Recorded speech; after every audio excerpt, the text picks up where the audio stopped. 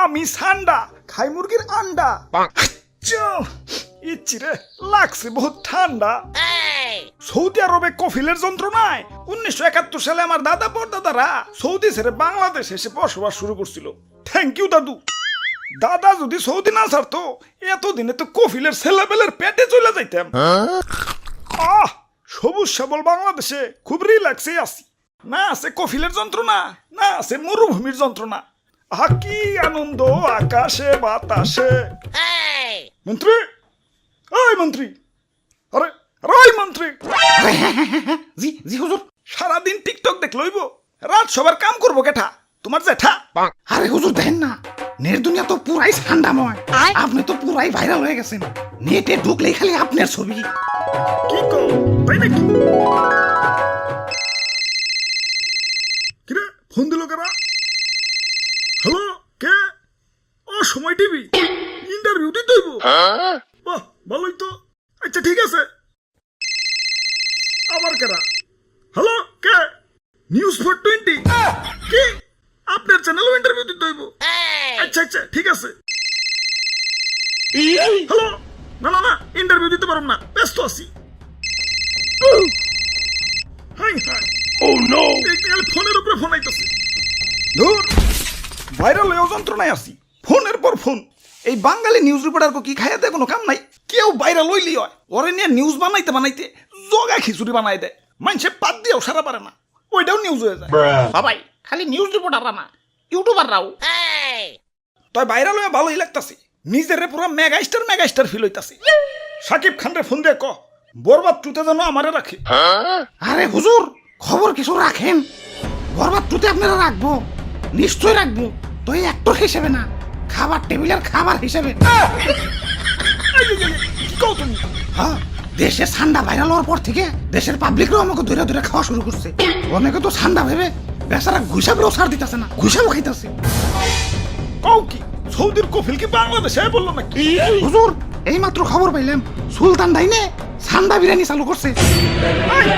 এতক্ষণে কাম হইছে, বংশ তো নির্বংশ হয়ে যাইব।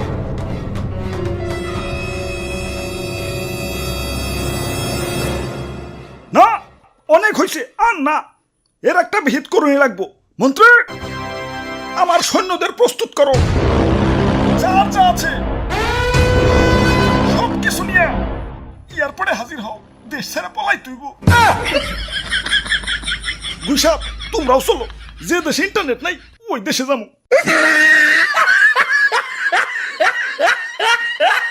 দাদু, ওয়েদারটা সুন্দর না? পিকনিক করবার মন চাইতেছে। ওরে বাপুরে, আমি এর মধ্যে নাই। ইয়া গতবার আমার দিয়ে মুরগি চুরি করাইছিলে, ইয়া ধরা পইরা কি দৌড়ানি ডাইনা খাইছি। এই বুড়া বয়সে আমি আর দৌড়ানি খাইতে চাই না। আরে দাদু, এত ব্যাকডেটেড হইলে চলবো? মুরগি দিয়ে পিকনিক করার যুগ এখনো আছে নাকি? ফেসবুক চালাও না নাকি? বুঝছি ভাই, চাচা সান্ডা দিয়ে পিকনিক করবেন তো সেই মজা ভাই। কিন্তু সান্ডা পামো কনে?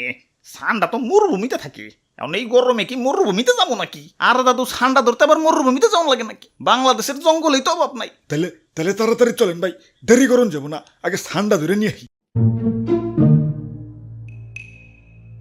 ইয়া কই, ইয়া দূর দূরান্ত তো কোনো সান্ডা দেখতাছি না। খারাপ, ওই দিকটা একটু দেখে আহি। ধুর, সান্ডার আন্ডাও তো খুঁজে পাইতেছি না। চলো দাদু, পোল্ট্রি দিয়ে পিকনিক করি গে। আরে দাদু, পাইছি ধরছি আলারে। আমি একা ধরে রাখবার পারতেছি না। দাদু তাড়াতাড়ি হো। ভাই ভাই, শক্ত করে ধরেন, সাইরেন না ভাই, সাইরেন না। ওরে বাপুরে, আইট করে ধরো। দাদু তাড়াতাড়ি হো। শরীরে অনেক শক্তি, একা ধরে রাখবার পারতেছি না।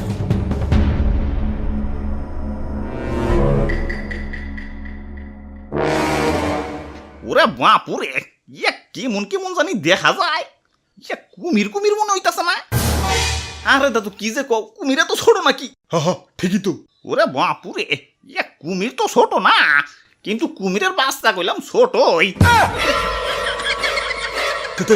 তে কাম হইছে, কুমিরের বাচ্চা যখন আছে, আশেপাশে কুমিরের গার্জেনও আছে। বাবু, গার্জেনটা কিছু কও না, ললিপপ কিনে দিন, আমি যাই।